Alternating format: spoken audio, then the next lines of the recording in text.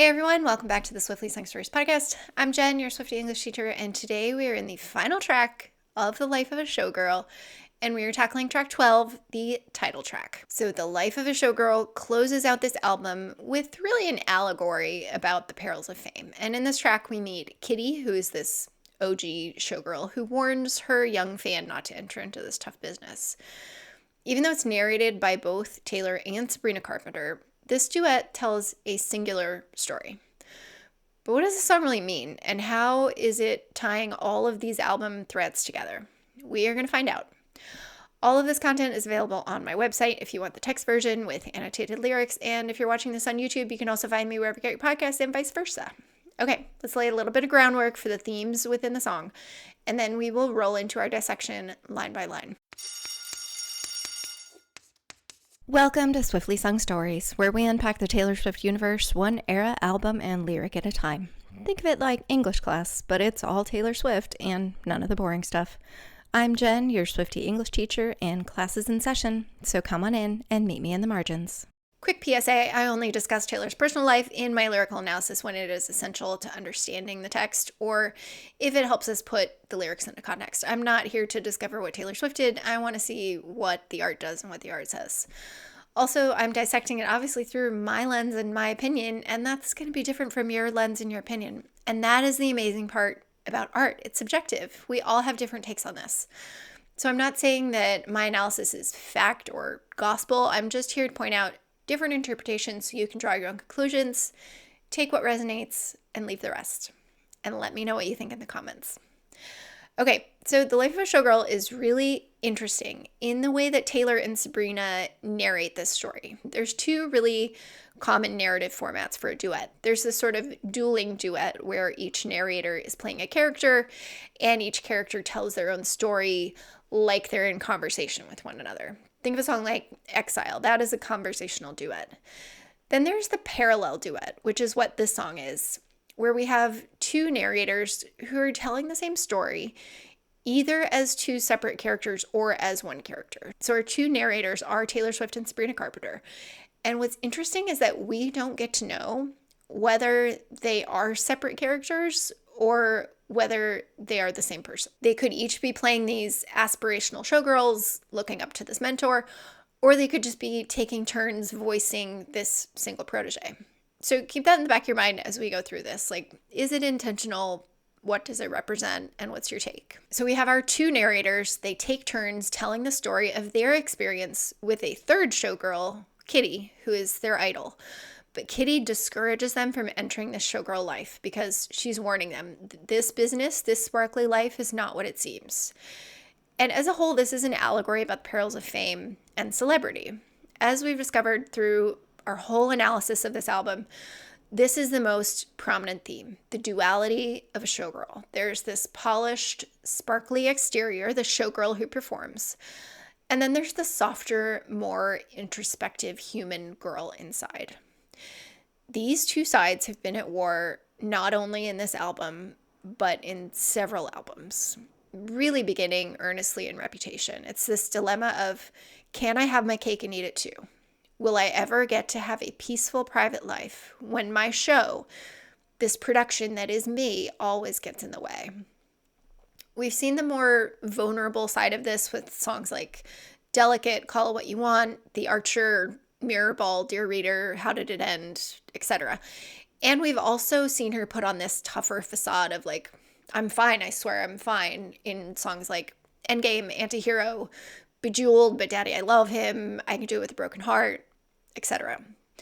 For me, The Life of a Showgirl kind of straddles this line between vulnerable and putting on a tough front. There's some real moments of vulnerability, but it's still wrapped up in this facade of a showgirl. And we're going to dig into all of that. But I think with this song being the title track, we have to pay attention to how these themes play out in the lyrics, who these narrators are, what they're saying, and who these characters represent in the context of this showgirl life. So we're also going to see how these lyrics tie into other lyrics on this album and on her writing in other albums. So let's dive in, see what we can extract, and hopefully by the end we will be able to sort of tie a bow around all of the themes that she's been exploring in this album. So the first verse begins, her name was Kitty, made her money being pretty and witty. So our first narrator, Taylor, introduces this other showgirl character, Kitty. We're in the present tense and we're looking back on the past. The name Kitty conjures up this sort of soft, feminine woman, right? Like someone who doesn't really have claws. She's kind of childlike, she's innocent. But we're going to learn that that is not the case at all. But why Kitty? Why did Taylor choose this name? There's the obvious inspiration, which is Taylor's cats, but there's another more pertinent one. Elizabeth Taylor, who was often called Kitten or Kitty. I think that is the most likely reference she's making because Elizabeth Taylor was portrayed as this soft, ultra-feminine woman on the outside. But on the inside, she was tough as nails. She was a bulldog and a powerhouse. So this fictional Kitty is introduced as this perfect showgirl specimen who makes her living as the ideal feminine, pretty and witty. But our two showgirl narrators don't yet know how much she sacrificed to get to where she is. Taylor goes on, they gave her the keys to the city. Then they said she didn't do it legitly. Sounds familiar. So Kitty conquered show business, but then they tried to yank her career away the moment she made a misstep or a perceived misstep. This is the narrative that Taylor has often told us about her cancellation. She even uses similar metaphors here. Her career is her kingdom or her castle, and even the keys being taken away. See, look what you made me do. She uses almost that exact phrase. This theme of missteps is also explored in Cancelled, where she's making this cultural commentary about how the world tries to tear down powerful women. I bought a ticket, our showgirl narrator says about Kitty's show. She's dancing in her garters and fishnets, 50 in the cast, 0 missteps. The garters and fishnets are a classic showgirl costume, but they also remind us of Taylor's costumes on the Eras tour. And that show, much like this one, takes a village to put on and to pull off. But it also reminds us of the prologue poem where Taylor says, we learn these tricks along the way. The flesh-toned bandage wrap, covered by skin-colored fishnets, because you will cover the wound no matter how deep it is.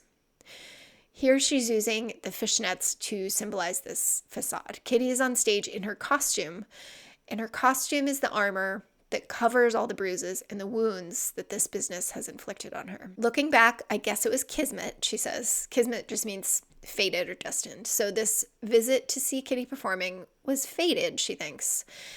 And that is because of what Kitty is going to reveal when she approaches her in the lyrics that follow. Moving into the first pre-chorus, the show is over, but our narrator sticks around. I waited by the stage door, packed in with the autograph hounds barking her name. She's trying to get a look behind the curtain of this performance, and she gets a taste of what this is like. These people are all screaming and clamoring for Kitty, but she describes this as autograph hounds barking her name. Dogs barking for Kitty. It's cats versus dogs. That's how she's framing this relationship between fans and artists. It's an antagonistic relationship. And honestly, if I had people trying to take my photo everywhere I went and pestering me, I would see it as an antagonistic relationship too. It's understandable. Then, glowing like the end of a cigarette, she goes on, wow, she came out. Suddenly, this celebrity is among mere mortals.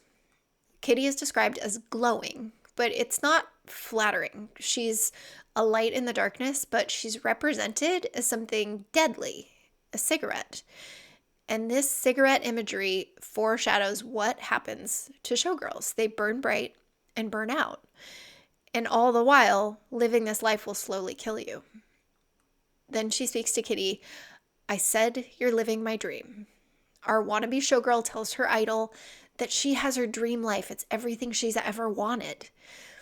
But it's been foreshadowed by the cigarette imagery and the cats versus dog comparison. This dream life is not a dream. And she's about to learn why when Kitty replies. In the first chorus, we get to hear Kitty's reply and her advice. Hey, thank you for the lovely bouquet, Kitty says. Literally, she's probably handing her flowers, which is traditional after a performance, but metaphorically, the flowers are admiration, props, idolization. But what else are cut flowers? They're dead on arrival. They won't last. So this fits in with this subtle foreshadowing. You're only as hot as your last hit. Just like these flowers, they'll be dead and forgotten in this fast-paced show business life. You're sweeter than a peach, Kitty says, but you don't know the life of a showgirl, babe. Sweeter than a peach is rather an old-fashioned phrase, which fits in with this Art Deco imagery of the album, but it also implies that she's easily bruised, not tough enough for this life. She's a fragile peach. You have no idea what it really takes, Kitty is saying, and you're never, ever gonna. This last line is a bit of a dagger. You'll never make it. Why won't she make it? Because she has unrealistic expectations. She looks at this showgirl life as a dream, but she doesn't see the bruises and the wounds underneath the costume. She sees the show, not the girl. Then Kitty goes on, wait, the more you play, the more that you pay. So she's comparing show business to a losing game or to gambling. And it's not just money, though this life probably costs a lot of money. She's talking about the emotional price. The longer you're in this business and the more popular you are, the more you sacrifice in your private life. She encourages her protege to hold off and think about it, because once she starts playing, it'll only cost money, time, privacy, sanity, and all the rest. It'll take over your entire life. You're softer than a kitten, so you don't know the life of a showgirl, babe. She's saying this ironically, and you're never gonna wanna. So Kitty, the soft kitten, thinks that she's too soft, too naive, too optimistic, not tough enough. And she tries to shut down these hopeful dreams by giving her this really crushing reality check. You can't be soft in this business. You have to be tough. And even though her name is Kitty, she only looks soft on the outside. On the inside, she's hard as nails. And we're about to learn how she came to be that way in the second verse. So the second verse is narrated by Sabrina Carpenter, and she begins, she was a menace, the baby of the family in Lenox. So we're now hearing Kitty's origin story. And this is important in the narrative sense, because we can't care about Kitty, who is really the center of this story, without knowing why she is the way she is. She can't be this one-dimensional famous figure. We have to understand why her advice is important and how her struggles got her to where she is. So Kitty was the rebellious child of the family growing up. Like every youngest child, Taylor tells us, an eldest daughter, she grew up in the wild. Her father whored around like all men did, she continues, implying that she lacked a strong father figure. Her mother took pills and played tennis. So it sounds like she's had this privileged but really lonely upbringing. So we begin to understand why this Kitty character longed for more. She's got this philandering father, absent addict mother. You get the picture. She's probably never had the attention or the love that she needed, so she went out in search of it elsewhere. Then we see this search. So she waited by the stage door. She's talking about this younger Kitty. Before she became a showgirl, she repeated the same ritual that our narrators have. As the club promoter arrived, she said, I'd sell my soul to have a taste of the magnificent life that's all mine. So young Kitty is speaking to this industry figure. She's looking for someone to guide her and take a chance on her, just like our narrators are. But it's important to note that she says she'd sell my soul for this career.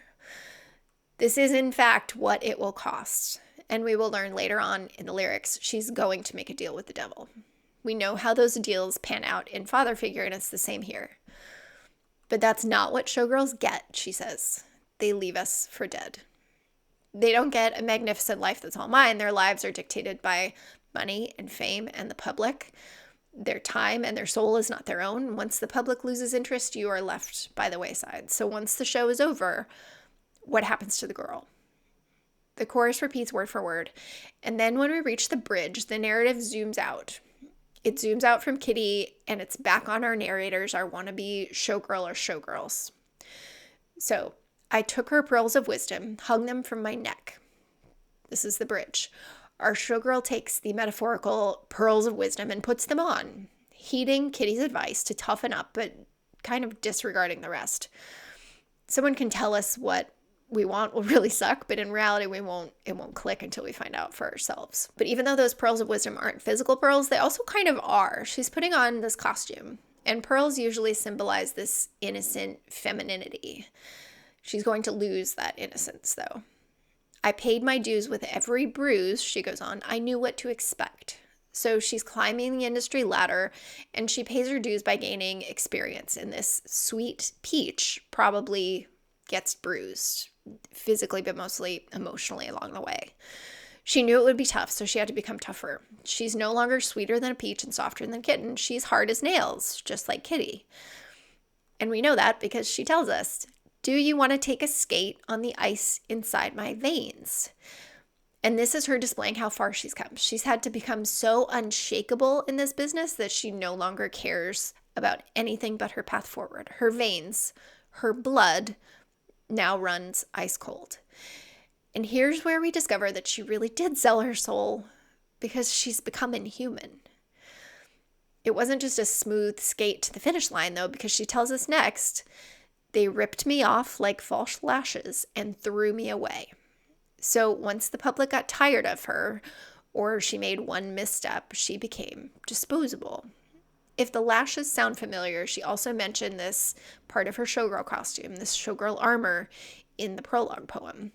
So this life that she puts on, this showgirl facade, can be ripped away just as easily as false lashes. This whole metaphor likely alludes to Taylor's cancellation of 2016, but in the broader sense, it's commenting on the expiration date of women in show business. It's already short, and you can expire before you know it. This is a major theme on the album, and it's asking, how long will this last? Will it last? Will I get canceled again, or can I step down gracefully from the pedestal? How is this going to end? She goes on, and all the headshots on the walls of the dance hall are the bitches who wish I'd hurry up and die. Sorry, it's hilarious. There's the literal meaning of this, which is that inside this story, our showgirl is in a dance hall, and there's photos on the walls of all of these up-and-comers who wish she would just get out of the way and let them have their own moment in the spotlight.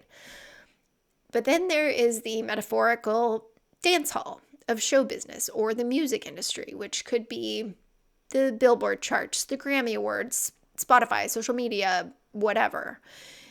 In that way, the photos are of other artists that wish that Taylor's career would just die so that they can stand a chance.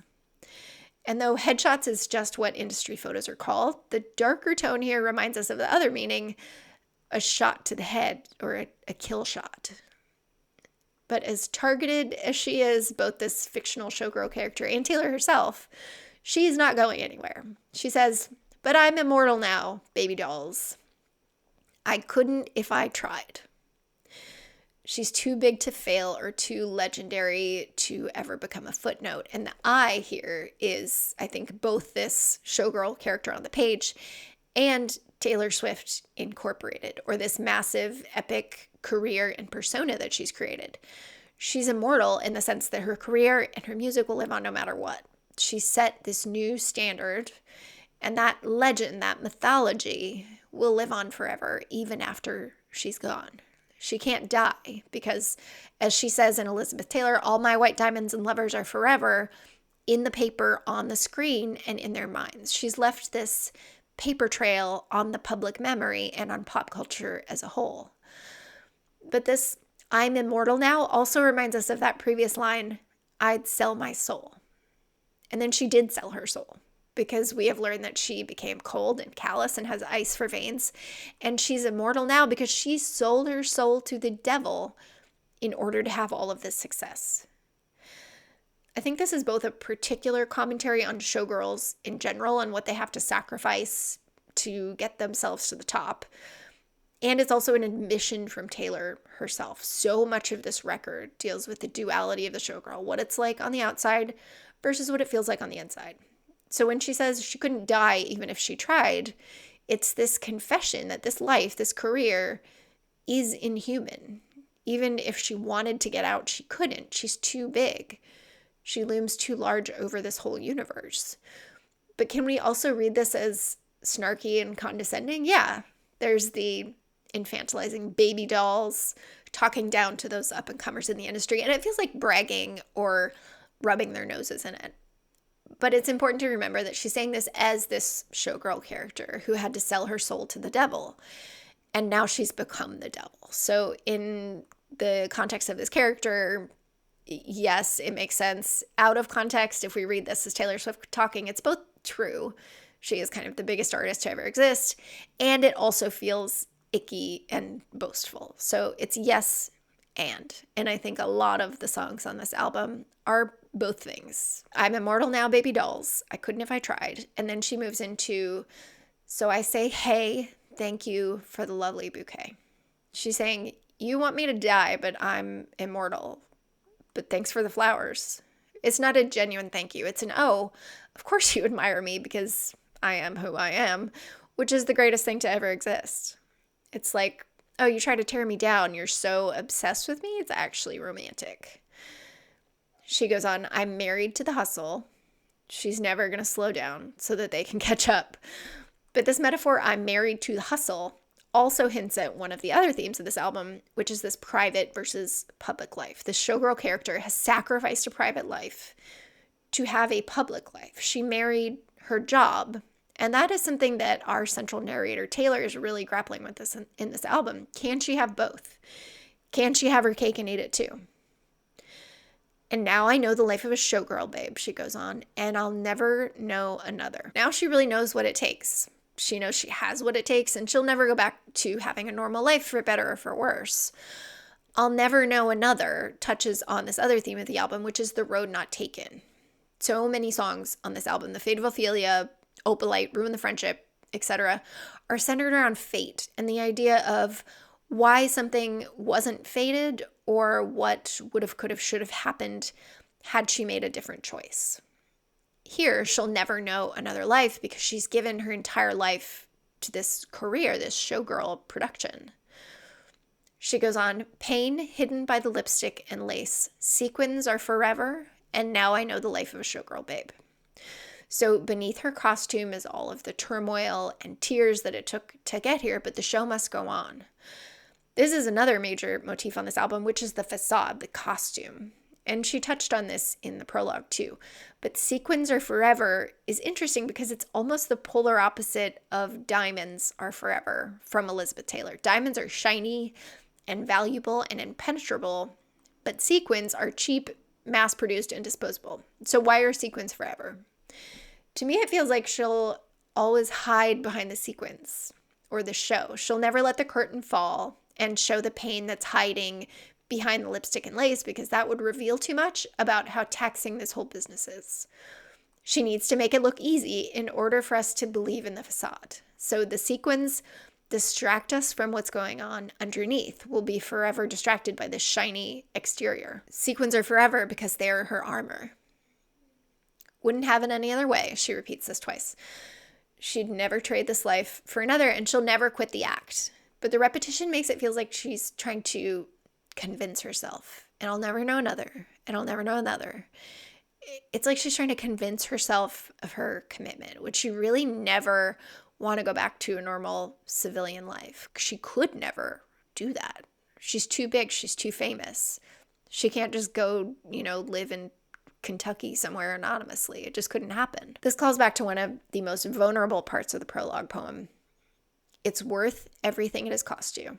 And even at your darkest or drunkest, you wouldn't say anything different, would you?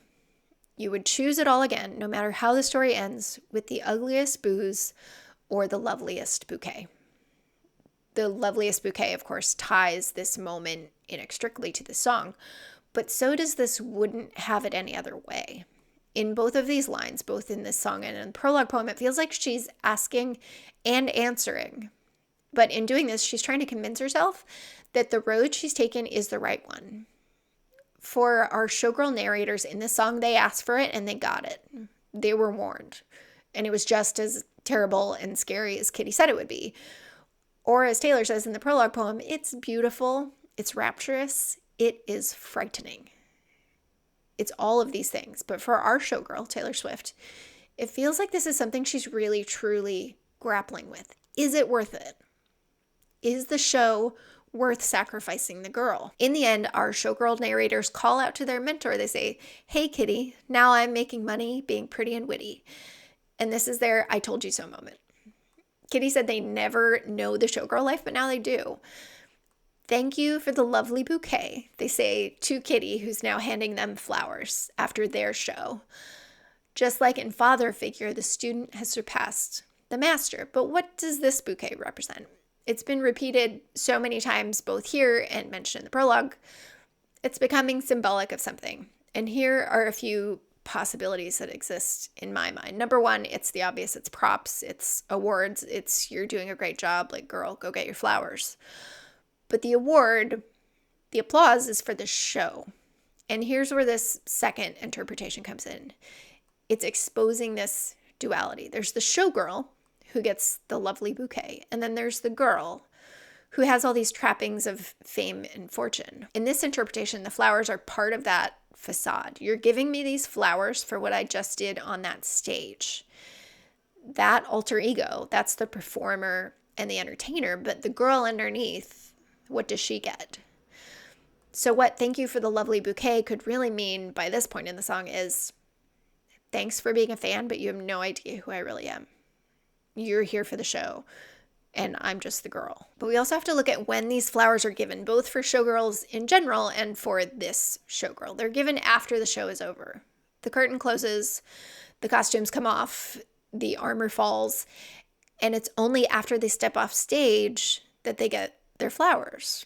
And in the prologue, when she's questioning how this larger show will end, how this life, this career, this persona will end, she says, you would choose it all again, no matter how the story ends with the ugliest booze or the loveliest bouquet. Will she go out being canceled? Will she be kicked off the pedestal? Will she be gracefully played off as she takes her final bows? Will they hand her flowers or throw rotten tomatoes? That's the larger question here. And the larger meaning of the lovely bouquet is, how will it end? How will I be remembered? How will I be memorialized? Because when the life of a showgirl expires, what happens next? Is there a second act, or will the public just stop tolerating you once you're too old or too famous? That's the life of a showgirl. It's doing your best and spinning on your tallest tiptoes, never knowing where and when you will stop spinning. It could end at any time. And this is the central theme more than any other on this album. How does the life of a showgirl end? Thank you so much for coming with me on this journey through the life of a showgirl. Please remember to like and subscribe so you don't miss any of my future episodes. Next up, I'm going to take all of these puzzle pieces of this album and lay them out and see what they look like. We're going to reflect on this album as a whole and what it means about Taylor's larger character arc and trajectory. Thank you so much for being here with me. It really means a lot. I'm just starting this channel, and seriously, every person who watches this, thank you. All of this content is available on my website in the show notes, where you can find these annotated lyrics that you've seen if you're watching on YouTube. And I also have lyric quizzes, analysis of over 250 of Taylor's songs, so much more. Go check that out. If you're watching me on YouTube, make sure to subscribe on podcasts. And if you're listening on podcasts, go subscribe on YouTube. Thank you so much, and I will see you soon. That's it for this chapter of Swiftly Sung Stories. If you enjoyed this deep dive, please don't forget to follow, subscribe, or leave a review. It helps other Swifties find their way here. I'm Jen, and I had a marvelous time reading everything with you. See you next time.